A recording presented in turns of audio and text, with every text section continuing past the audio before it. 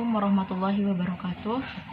Saya Husnul Khotimah, perwakilan dari kelompok 6 akan memaparkan tentang analisis SWOT. Nah, di sini analisis SWOT adalah kependekan dari strength, weakness, opportunities, dan threats. Nah, analisis SWOT itu sendiri dapat didefinisikan dengan suatu identifikasi berbagai faktor secara sistematis untuk merumuskan strategi perusahaan. Nah, S itu sendiri atau strength adalah situasi atau kondisi kekuatan yang merupakan kekuatan dari organisasi atau program. Yang W atau weakness adalah situasi atau kondisi yang merupakan kelemahan dari organisasi. Dan O itu adalah opportunities, adalah situasi atau kondisi yang merupakan peluang di luar organisasi dan memberikan peluang berkembang bagi organisasi di masa depan.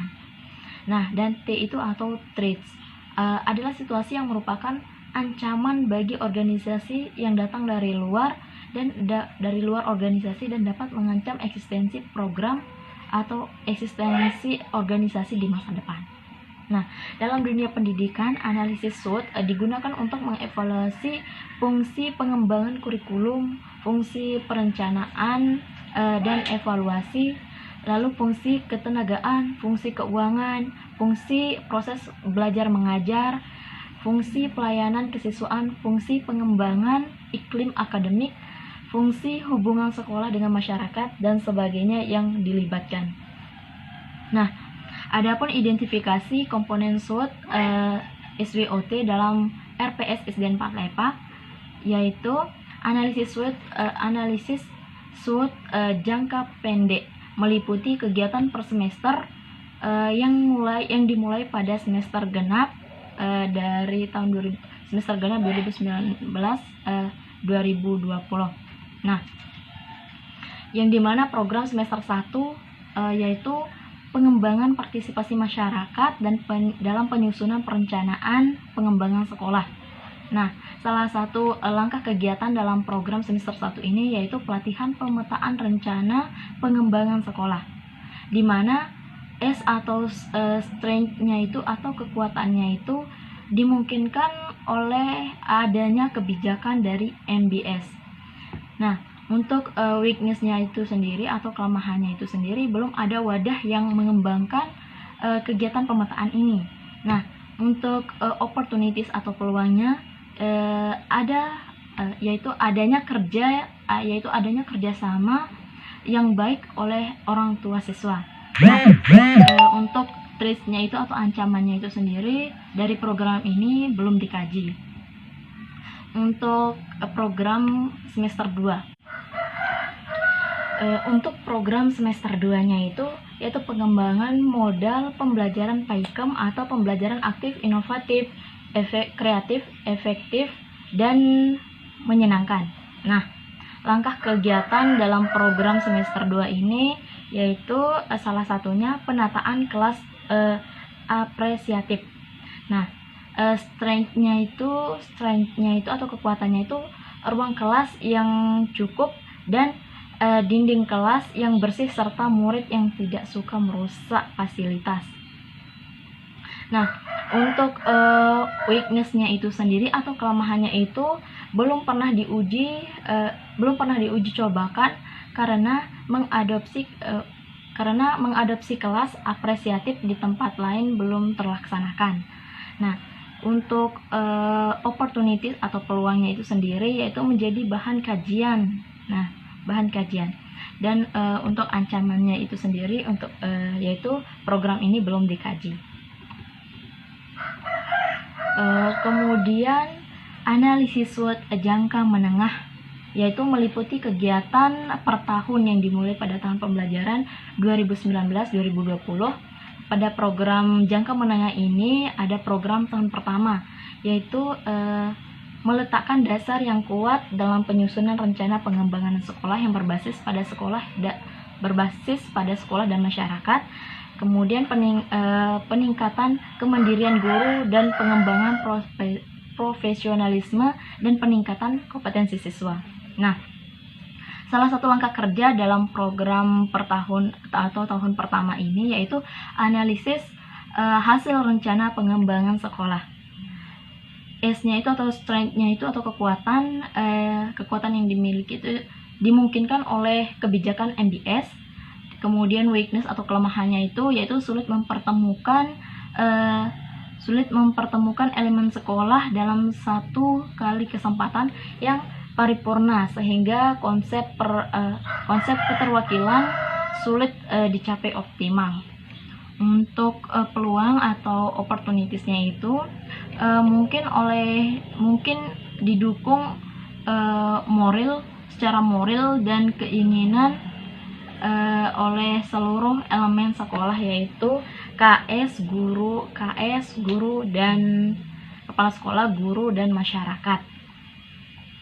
Nah, untuk ancamannya sendiri dalam program tahun ini yaitu tahun pertama ini yaitu belum sepenuhnya anggota masyarakat memahami hak dan kewajiban dalam berpartisipasi. Nah, kemudian program pada tahun kedua yaitu pengembangan sumber belajar murid atau siswa melalui pembelajaran berbasis teknologi informasi dan meletakkan dasar kerjasama dengan pihak ketiga sebagai bapak angkat sekolah. Nah, salah satu langkah kegiatan dalam program tahun kedua ini yaitu penggunaan media informasi dan teknologi dalam pembelajaran. Untuk S atau strength-nya itu atau kekuatan yaitu penggunaan media informasi teknologi dalam pembelajaran mulai digunakan di Lombok Timur sebagai bahan oleh siswa. Nah, untuk W atau weakness atau kelemahan yaitu belum adanya media informasi teknologi seperti kecukupan komputer, terus infocus dan perangkat lainnya di sekolah. Kemudian opportunities atau peluangnya itu munculnya kursus dan pemilikan komputer oleh siswa menjadi sarana yang baik untuk sosialisasi. Sedangkan untuk ancaman atau threats-nya itu dampak media perlu mendapat kontrol bersama dengan orang tua dan sekolah. Nah, untuk program tahun ketiga, pada program tahun ketiga ini meliputi untuk kontrol standarisasi kompetensi guru, pengembangan sekolah sehat dan cerdas. Nah, salah satu langkah kegiatan dari program tahun ketiga ini yaitu pengembangan kompetensi guru melalui pelatihan dan pendampingan guru, di mana untuk strength atau kekuatan dari program tahun ketiga ini yaitu adanya indikator yang telah ditetapkan oleh Diknas. Kemudian ada kelemahannya atau weakness-nya itu belum semua guru bisa menggunakan komputer dengan baik untuk menunjang proses analisis kompetensi guru yang berkembang, terutama guru-guru yang usianya itu sekitar 5 atau 60 tahunan. Nah, untuk opportunities atau peluangnya itu sendiri dapat dijalin kerjasama dengan pihak Diknas dan pihak ketiga pemilik komputer untuk membantu. Kemudian untuk ancamannya itu sendiri atau threats-nya itu tingkat kompetensi yang ketat belum dikaji dampaknya. Kemudian analisis SWOT jangka panjang. Nah, dalam analisis SWOT jangka panjang, rencana program kegiatan pada analisis SWOT jangka panjang ini yaitu membangun kemandirian sekolah dalam mencapai visi dan misi sekolah. Salah satu langkah kegiatannya itu yaitu membangun komunikasi guna mengembangkan partisipasi masyarakat. Kekuatan atau strength-nya itu adanya rencana pembangunan sekolah yang disusun secara bersama-sama, dikontrol dan dilaksanakan oleh seluruh elemen sekolah. Kemudian weakness-nya itu atau kelemahannya itu tidak ada karena telah dirancang sistematis melalui program jangka pendek, menengah, dan panjangnya. Kemudian untuk opportunities atau peluangnya itu ditunjang oleh kebijakan MBS, peran kepala sekolah, guru, dan masyarakat. Kemudian untuk ancamannya itu sendiri tidak ada. Nah, jadi di sini rencana jangka pendek, jangka menengah, dan jangka panjang dalam RPS yang tadi atau yang sudah saya paparkan, yaitu yang pertama rencana jangka pendeknya meliputi kegiatan per semester yang dimulai dari semester genap 2000 semester genap atau tahun ajaran 2019-2020. Yang dimana di dalam rencana jangka pendek ini jangka pendek pada semester pertama yaitu pengembangan partisipasi masyarakat dalam menyusun perencanaan pengembangan sekolah. Yang kedua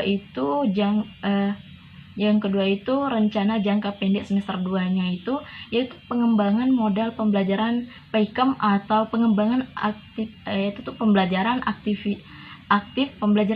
inovatif, kreatif, efektif, dan menyenangkan. Nah, untuk rencana jangka menengah yang pertama meliputi kegiatan per tahun yang dimulai pada tahun pelajaran 2019-2020. Nah, jangka menengah tahun pertama ini meletakkan dasar yang kuat dan menyusun rencana pengembangan sekolah. Nah, yang kedua itu peningkatan kemandirian guru dalam pengembangan profesionalisme. Nah, yang ketiga itu ada peningkatan kompetisi siswa. Nah, itu jangka menengah tahun kedua.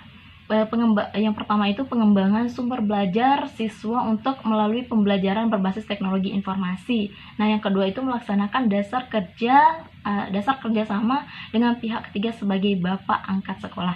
Nah, yang ketiga itu jangka menengah tahun ketiga itu yaitu kontrol standarisasi kompetensi guru dan pengembangan sekolah sehat dan cerdas.